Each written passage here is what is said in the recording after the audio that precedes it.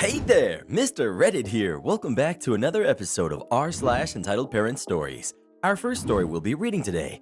Entitled Mom demands I serve her after we close and embarrasses her daughter.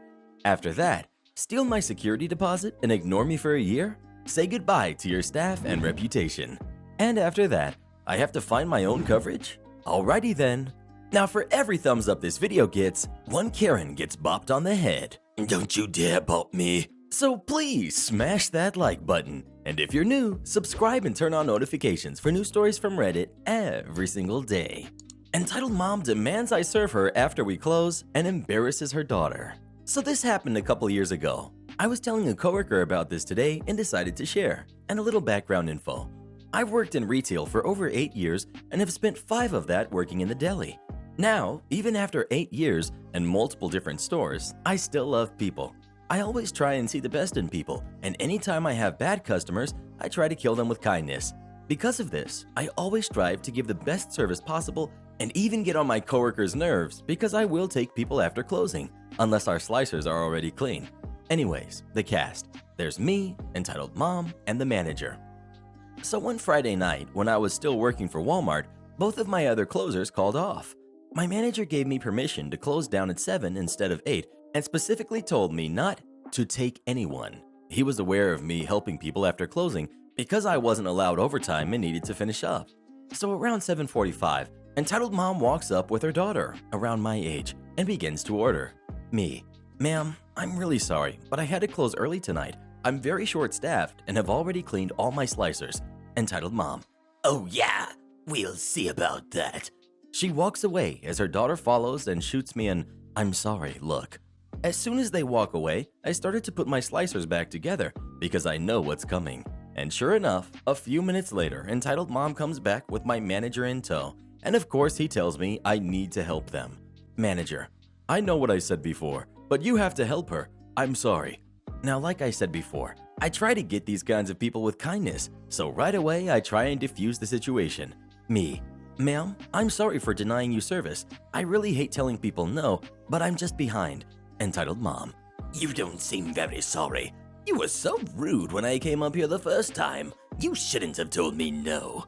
Me, you're right, ma'am. I'm sorry. Her daughter is still looking very uncomfortable and seems to be trying hard to say she's sorry without speaking up. My manager actually stayed and helped, and him and I got to chatting, and I can't remember how, but me being from New York came up. We were in Florida, and suddenly Entitled Mom chimes in like our first interaction never happened. Entitled Mom, oh my God, you're from New York? Me too. What followed was a generic, forced friendly conversation as I engaged with her and also tried to pretend like our initial interaction hadn't happened, but I could see her daughter had relaxed a bit and didn't seem so embarrassed anymore.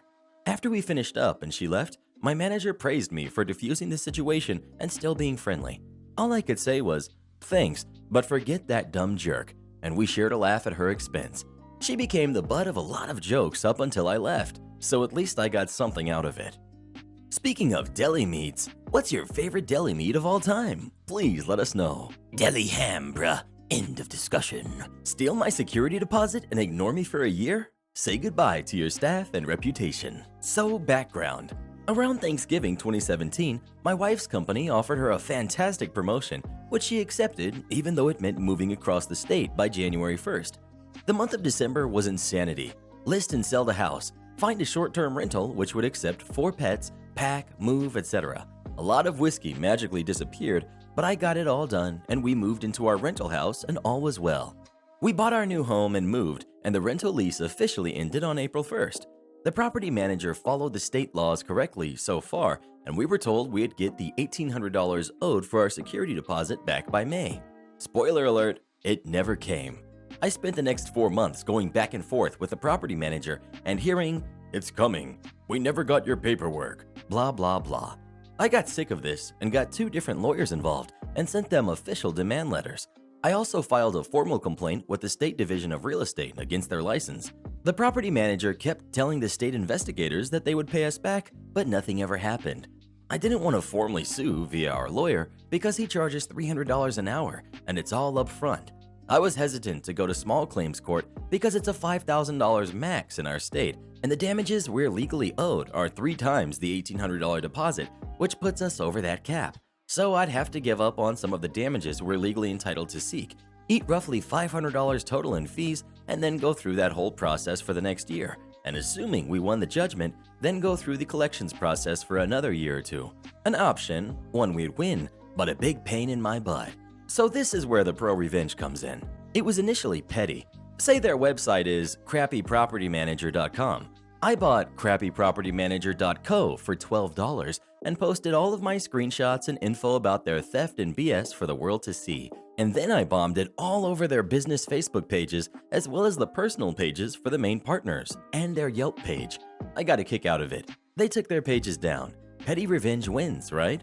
My little website caused a bigger boom than I anticipated. Basically, this property manager has 2 principal agents in charge and a broker. One of the agents is married to the broker. Beneath them, they had 5 realtors. I sent my new website to them all, everywhere I could. Turns out, the partner who isn't married to the broker had no idea that the broker and his wife were stealing money from the property management company. The realtors had no idea either. 2 of them quit immediately, and one reached out to me to let me know why she quit and that she was going to find a new broker. But the other principal of the company was mortified. She asked me to leave her name out of it, take the stuff down, etc. And I just politely but coldly replied that, hey, your business partner/broker stole my money, and I can back everything I'm saying with documents. Not my problem. She promised she'd get things resolved, and for the first time in 10 months, the broker started answering my emails. We worked out a deal, and they're now paying us $200 a month until December, which will cover the amount owed plus the extra for our legal fees. The first check came last week. It actually bounced, but I made them send me a cashier's check, and they have to send cashier's checks going forward. But we did get our first installment. I've also learned that the state investigation has been turned over to the state's legal department, and the broker and his wife will likely lose their license. The state investigators said they had multiple complaints against them, but I was the most thorough and had the most documentation against them. So our complaint was a big reason they had the ammo to push it to the legal team. So all told, my crappy little website ended up costing them 40% of their real estate team, resulted in them removing their business Facebook listings, pushed the investigation into their license over to a state legal team, still ongoing, and resulted in them having to finally start paying us not only the $1,800 we're owed, but the legal fees I spent on top of it. Oh, and that bounced check? I made them send me a certified check for $12 to cover the bank fee for that too. Update. From March until October, we received the checks for $200 a month, no problem. They were a few days late sometimes, but they arrived, so I went with it. The initial March check had bounced, but they sent certified after that, so it also wasn't a huge deal. Then October hits. They don't send a certified check, but since they had been good all year and we were nearing the end, I deposited it. It shouldn't be a shock that it bounced, so I emailed them to get this fixed. The property manager says, "Sorry, I goofed. Since we only owe you $600, I'll send you one check now for $312, plus half the bounce check fee, and the rest in December." I agree. Weeks pass, nothing. So I reach out in early December and finally get a check, but it's only for $200. I was fed up with their games and this BS hitting almost the 2-year mark, so I stuck to the deadline and said I expected the remaining $412 by 12/15. The 15th comes and goes, so I email again on the 16th, and what do you know? Radio silence. Totally ignored. So I waited until the 23rd, right before Christmas, and just sent them a short email saying exactly that the website was going back up and I'd resume legal actions since they decided not to honor our new written agreement. The partner who got the repayment process started in the first place had finally had enough and snapped and said she couldn't deal with this over Christmas and that she'd repay me herself to be done with this. I received our final check for $412 today. After 2 years of this BS, it's finally over, and I have all of our security deposit returned, plus some to cover my legal fees and certified mail costs. The total fallout on their end, 3 of their 5 realtors ended up leaving based on my website. They had to repay me everything they owed me, and I didn't let them off the hook. And I just used the state tool to look up their real estate license, and the license hearing did not go their way, and their license is on probation with 11 complaints filed against it, which will all require repayment and remediation, with the most recent complaint being an internal administrative complaint based on my actions, which will likely result in them losing their license altogether in 2020, although that's just an assumption, but a likely one since the administrative complaint is the most recent and is wholly open. Final update. That's where I figured it would end in late 2019, with 11 open complaints on their license and the state just giving them slaps on the wrist. I figured it was as good as we could expect. Tonight, I got curious and bored and hopped on the state license portal to see what had happened. When we left off in 2019, they had 11 open complaints, 10 of which were from renters and 1 from the state itself. That was the one which had me curious. The state closed out my case and 9 others in June of 2019, which put their license on probation for a year, gave them courses to take, and some whopping fines, which were basically nothing. I don't know how they messed up, but the state complaint got taken higher and into this year, and as of July of 2020, their license has been completely revoked. Not just the business license for their real estate, but the personal license for the jerks who did me around too. I got my money back and they're out of business partly because of me? I'll take it. In any case, I was already happy with how things ended, but knowing their licenses are gone? Love it. Have you ever had a company try to take advantage of you? If so, what did you do about it?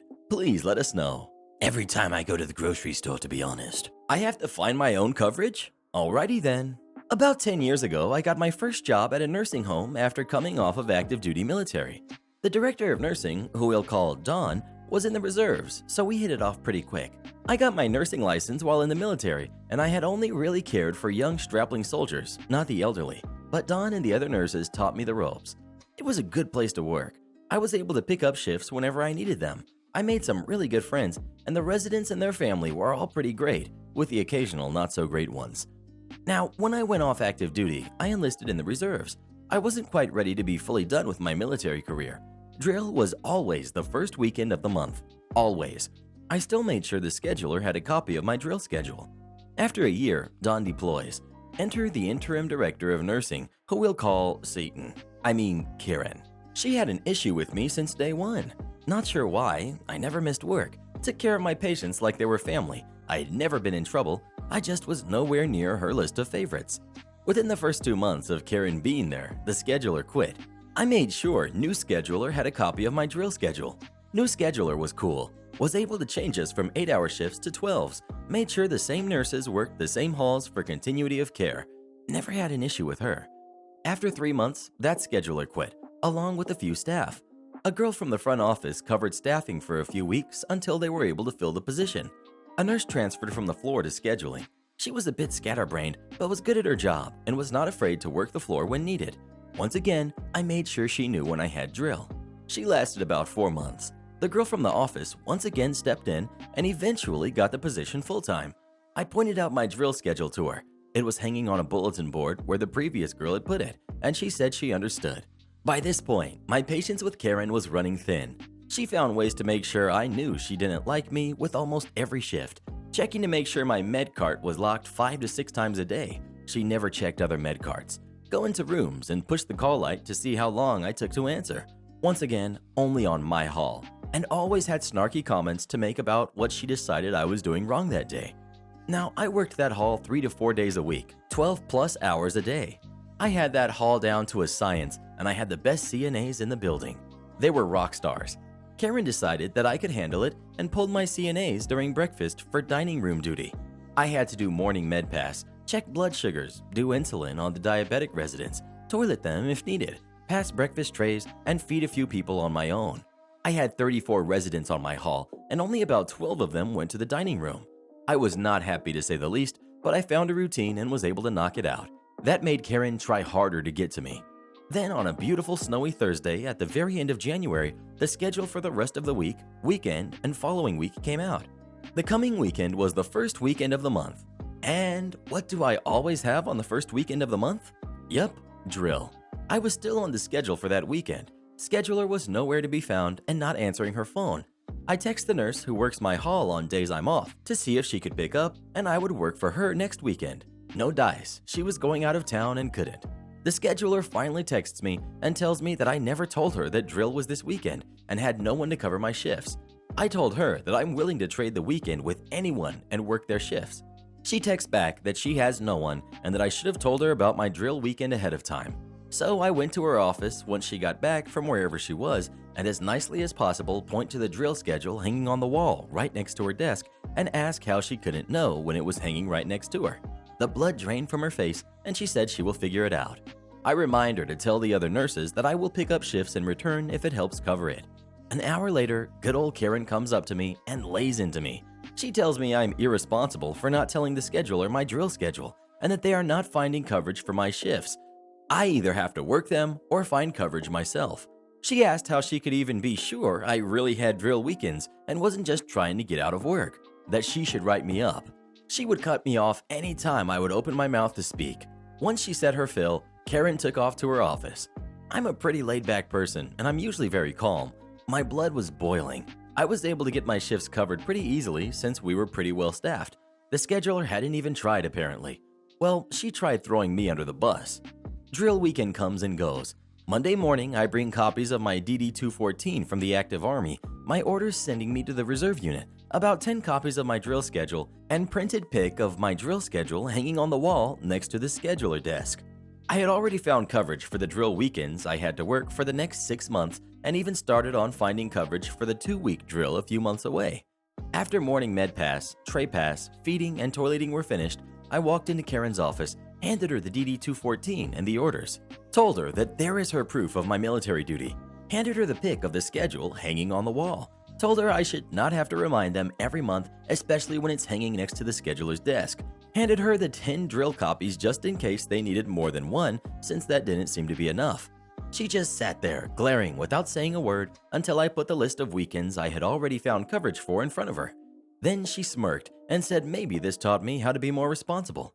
I smiled and told her, oh, absolutely it did, since my time in the service obviously didn't teach me anything and that I'm sure my soldiers would appreciate her teaching their platoon sergeant such an important lesson. Then I slammed my 2-week notice on her desk and explained to her that what she tried to pull was illegal and that I could have the Department of Justice in there so fast her head would spin. As I walked out of her office, State walked into the building. State audits nursing facilities. They watch everything and go through everything and make life heck for mainly management for a week or two. One of the state auditors ended up being ex-Army. She hung out on my hall just chatting every day I worked. Karen would look at me like a deer in headlights when she walked down my hall. I guess she thought I would purposely get them dinged or something. I was good and just enjoyed her nervousness. I trained my replacement the next week. I went on to the local hospital and I'm still there. Karen went back to corporate once Dawn came back from Iraq. She learned what happened and reported her to corporate for that and some other things. Karen was fired. The scheduler was fired a few months after I left. Turns out her mom, who was a unit manager, was doing her job. Am I the jerk for possibly causing a divorce for my wife's best friend's marriage? My wife, 31 female, and Amy, 32 female, are best friends for about the past 15 years. About 2 months ago, Amy gave birth to a boy. Me, 34 male, and my wife have 4 kids. One who's 3, 2 who are 4, and 1 who's 6. So we've been helping Amy and her husband, Jake, who's 29, because we know how hard and stressful the first few months with a newborn can be, specifically because they are first-time parents. My wife planned a girls' night at our house and invited her friends. She does that once a month. When my wife hosts those nights at our place, I usually go out with some of my friends to a nearby bar. Amy and Jake moved to our city around 1 year ago because Amy wanted to stay close to her parents and she had a better job opportunity in our town. Since they moved here, Jake has no family or friends nearby, except me. So I decided to invite him to come with my other friends to the bar. Jake is very shy and reserved. He doesn't talk a lot, but he's a great guy. When we arrived at the bar, I tried to push Jake a little to interact with the other guys, but his answers were always short and simple, and then I told the rest of the guys that Jake was a first-time father and that his daughter was born 2 months ago. Finally, a conversation that Jake seemed to engage. The other guys in my friend group are a bit older than me, so most of them are parents, and things were going pretty well until a friend told us that the first time he thought, "Holy crap, I'm a dad," was when he cut the cord after his wife gave birth. After hearing this, Jake went a bit silent and said that he wasn't present at the delivery room when his wife gave birth. Then he asked us if that was a big deal and if he missed a lot not being there. Well, the consensus on the table was that being able to watch our kids being delivered to the world is one of the most important moments in the life of a father, and that yes, he has missed a huge thing, and that he lost one of the hugest milestones in a marriage. After that, Jake went a bit quiet and left shortly after. 2 days later, Jake asks me if he can stay with me for a few days because he needed a bit of space from Amy. Amy called my wife crying, so she went over there to talk to her for a bit. After that, Jake arrived at our home, and that's when he told me that he wanted to be in the delivery room But with the current restrictions, only one person was allowed, and Amy chose her mom. Apparently, he tried to argue with her, but she was adamant, and in the end, he was not allowed in the birth room. Jake told Amy what he heard at the bar. They got into a big fight, and currently Jake is considering a divorce. Needless to say that Amy is furious at me, and my wife is currently giving me the silent treatment. She said that I probably ended their marriage. I feel really bad with the whole thing, especially with a baby in the middle. Am I the jerk? Edit. Jake is a surgical nurse. He already helped deliver other people's babies. I guess that this adds salt to the wound. Well, what do you think? Is OP the jerk or not? Please let us know. If they're really getting a divorce over something like this, then their marriage was already doomed. Don't worry, I'm getting a discount either way. Edit 1. I'm Australian. Tips aren't a thing where I'm from. So last night I was looking after my section and there were two ladies in probably their mid to late 20s, one with a baby, referenced as choosing beggar from now on, that had just sat down. Unknown to me was the fact that they were occasional regulars. I walk over to their table, wondering if they needed any menus, and they didn't need any, just ordered some fried chicken and chips. This is where it gets juicy. Food came out in about 2 minutes, as there was one already just made in the kitchen, and we were still waiting for a steak to be fully cooked. No big deal, as it's really easy to fry up some chicken and chips in no time. I take out their food, and they are surprised at how fast the food came out. I go back maybe 2 minutes later max and ask how the food is going. This is the following conversation. Choosing beggar. I think something is wrong with our food. Me. Oh, in what way? Well, I don't think our food is fresh enough because it came out so quick. Me. Oh, I can get that one replaced for you if you'd like. Did you have the food pre-made by KFC or something? Because there's no way it could have come out that quick. Me. I can assure you it is fresh and cooked to order. If you would like, I can replace the food, get you something different, or even bring the manager over for you. Oh, I would like to talk to the manager, just not yet. Me. I mean, they're literally over there. Points at manager. I'm sure it wouldn't be an issue. No, I will make sure to talk to them later when I pay. Me. It would be easier to talk to them now, as no, I want to talk to them later and get myself a discount. Firstly, I was taken aback and didn't even know how to react or what to say. The audacity of this jerk, basically. Anyway, I asked if she wanted anything and she didn't, and I walked into the kitchen, explained the situation to the chef, and the kitchen had a good laugh, and we all talked about it to the manager. Choosing beggar proceeds to walk to the front desk, and my manager is there waiting. She proceeds to argue that the food came out too quickly, that it wasn't fresh, and there was no way it couldn't have been KFC. My manager just simply asked, did Domestico ask if you wanted the food replaced, swapped for something else, or offer for the manager to come investigate? She said yes. Manager said there was nothing he could do as company policy was met, and that if there was issues with the food and she didn't want them fixed, no discount could be given. She exploded, paid, and left with the most ticked off face ever. Best part is, she tried to use her baby as an excuse. Am I the jerk for refusing to go on a surprise vacation with my wife's family? You're probably thinking, oh, amazing, a vacation. I wish I could go on one right about now, and you would be right. I would love to go on a vacation, but not this one. I, 30, male, and my wife, 26, female. And if I'm honest, I adore my wife, but I absolutely hate her family. Her mom is a know-it-all who thinks everything is her business. Her sisters are snobs who criticize everything despite being anything but successful themselves. Their kids are spoiled brats. Her dad is just a broken man who seems to have given up decades ago, and the rest of her extended family is pretty much like the rest. Somehow and in some way, my wife got all the good genes and ended up being an extremely sweet, beautiful, caring, empathetic woman.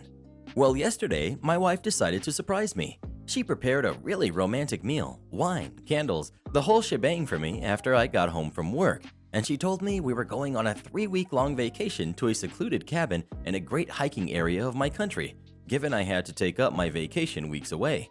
I was honestly pretty dang excited. I love hiking. I grew up in a small town with loads of nature and used to hike pretty much daily. I love cabins, and honestly, I really needed the break as my job has been extremely stressful. Shortly after, she revealed with the biggest smile that it would be a huge family vacation with her mom, her dad, her sisters, their kids, and a cousin and her kids, and honestly, my heart just dropped. Trust me, I do my absolute best to stand these people when I see them for the sake of my wife and act like the perfect son-in-law. But the idea of spending my only vacation days in a cabin with these absolutely horrible people is just a full-on no for me. I'd rather stay at home doing nothing for 3 weeks. I've been with them on vacation once, and the entire time it was just them arguing, complaining, and us being forced to take care of her sister's kids half the time. I straight up said that I was not going to do that again, and that she was free to go, but I'm not going. She started crying and seemed extremely upset that I reacted the way I did, despite never hiding how I feel about her family. We ended up arguing a whole bunch, and she ended up leaving to stay with her best friend who lives down the street. Am I being the jerk here? I sure feel bad, but I also feel like this is just legitimately messing up the few weeks a year I get off, and I honestly just want to have some peace and quiet. Just to be clear, she wants to leave the day after tomorrow. Well, what do you think? Is OP the jerk or not? Please let us know. Man tries to steal my shopping cart. This happened to me about a month ago. I was running errands and my final stop was to buy some groceries. I had just gotten off of work and was still in my work uniform, which is a black polo with a big staff across the back and my company's logo on the front of the shirt. Now, I hate walking into stores with a staff shirt on. I'm not a fan of strangers knowing where I work or causing confusion for having a staff shirt on when I don't work at a business. For this reason, if I'm in my work shirt, I'll throw on a jacket or a hoodie before I walk in someplace. This is exactly what I'd done just before I entered the grocery store. So my staff shirt for the place that I do work is completely covered by an oversized varsity jacket with studs and a big tiger across the back, and I have ripped black jeans on. The uniform for the grocery store is green branded t-shirts and khaki pants. I look nothing like the staff there. Because of what's going on right now, when I grab a shopping cart, I stop by the sanitizing station to wipe down the cart before I begin shopping. The sanitizing station is just inside the entrance doors of the grocery store. As I'm finishing up wiping down my shopping cart, another shopper walks in, a man with a baseball cap on. The man sees me cleaning a shopping cart, walks up to me and says, "Oh, great, thanks," and tries to grab the front of the cart and walk away. Not understanding yet that he thought I worked there, I think he's trying to steal it from me and had a vice grip on the back of the cart, which causes him to stumble. He whips his head back around and goes, "What do you?" before cutting off mid-sentence and actually looking at me, in my ripped skinny jeans and my tiger varsity jacket, and my judging eyes. He then quietly says, "Oh, you don't work here," before immediately turning around and walking away into the grocery store without a cart of his own. As I watched him walk away, finally realizing that he thought I was cleaning the cart for him, I see him pulling his baseball hat low down on his head in shame. He then stood in the distance by a soda display, hat low, and turns to face the shopping cart section, no doubt waiting for me to leave the area. I chuckled as I walked away to do my shopping, and when I was finally a safe distance away, I did catch him out of the corner of my eye slowly approach the carts again, shake his head slightly, and grab one. It's alright, man. We all make mistakes. I work here, but not for you. So I've worked for Company 2 for about 3 years, and our main job is putting down fancy-looking stone blocks for high-end commercial buildings. About 2 years ago, they moved me over to one of the local multi-million-pound house because they needed more manpower. The job was taken on by Company 1, and Company 2 was brought on as a contractor for the outer block work and tiles. Most of the work was finished when I started on that site, but the buyer was meticulous with pointing out problems, so most of the jobs we did were replacing old damaged stuff. The tolerance for all the block work was 1 millimeter, as per the contract that Company 1 signed. For anyone not familiar with construction, this is an insane tolerance to work around, and led to some hilarious stories, which maybe we'll talk about if people are interested. A little more context. Since this is a private building and technically a finished house, we didn't have hard hats, steel boots, or jackets on, so nothing to really identify ourselves. We basically know everyone on site by name. 2 years down the line, and I'm one of 2 people from Company 2 on the site. Enter the bigwigs. One of the main reasons why this job was going so wrong was the fact they had management for management's management. Stuff got so disconnected that the site management didn't even come down to look at what was going on, and they didn't know us. The directors of Company 1 came down to look at the job with some upper managers, presumably see how much longer this job was going to take. I was doing some grouting for a tile that I had just replaced when the boomers walk in and demanded I go clean up a mess in the other room. I presume they thought I was a laborer since I'm young looking and I had a brush in my hand. They walk off before I get a chance to say anything. I ignore them and carry on with my work, since it's not my job to clean up after anyone other than myself. 20 minutes later, I've moved on to a broken tile in the room they asked me to clean out when the boomers walk in on me. They straight look at me for 5 seconds, open mouthed, while I move their equipment from one side of the room to the other. This is where the fun begins. We've got upper managers. We've got the director. We've got the supervisor. We've got the site manager and me. Director: what the heck are you doing? I asked you to go clean that crap up. Why the heck are you just moving it to the other side of the room? Are you being funny with me, kid? Do you even want a job? Me: I don't. Director: no, you've done enough talking. I've seen how long your breaks are. Just move it out, now! Me, raising my voice: look, I don't work for your company. I work for company 2. Look, I know you don't work for us, but can you just clean it out anyways? Me: no, that's not my job. I've heard enough. You're fired. By this point, director is red-faced mad. Me: you can't fire me. If you want someone else from company 2, you'll have to call my boss. I can get you the number. Upper manager: oh, so now you're trying to be smart, are you? Get the heck off my site. I just pack my stuff and leave. I know he doesn't have the authority to kick me off site. Only the site manager can, and he wasn't even there on site. But it's not worth the hassle. All the while, director is berating me on how I'm a terrible laborer. I'm packing up my tools, and he stops me from leaving, accusing me of stealing stuff. But after I show him they've all got my name on them, he lets me leave. Somehow it didn't set off alarm bells that I have masonry tools. Would you believe they meet me down the path while I'm driving down to jeer at me and tell me how useless I am? Very professional. I drive down the road and park up to call my boss. I tell him the whole situation and how I've been kicked off site. He just laughs and tells me he'll be down in 10 minutes. I can take the day off. I get a phone call about 2 hours later telling me that it's been sorted out, but not to go back yet. He told the management that if they want to kick one of his staff off site, that they need to call him. He'll still be invoicing me out to their company, but won't be sending me back until I get a letter of apology for the way they treated me. 2 days later, I'm called into the main office to have a look at the letter that came in. It was a small victory, but it tasted sweet. He gave me a copy to keep and framed his own. I started work that day and got an apology from the site manager and supervisor who assured me this won't happen again. Rumors started circulating, but nobody really knew what happened until I came back to tell them and showed them the letter. We laughed about it for a few weeks. Please come watch this video next, you will love it. And join as a channel member today and we'll give you a special shout out in our next video. And to have us make any kind of video you'd like us to, just come visit us on Fiverr, link pinned in the comments below.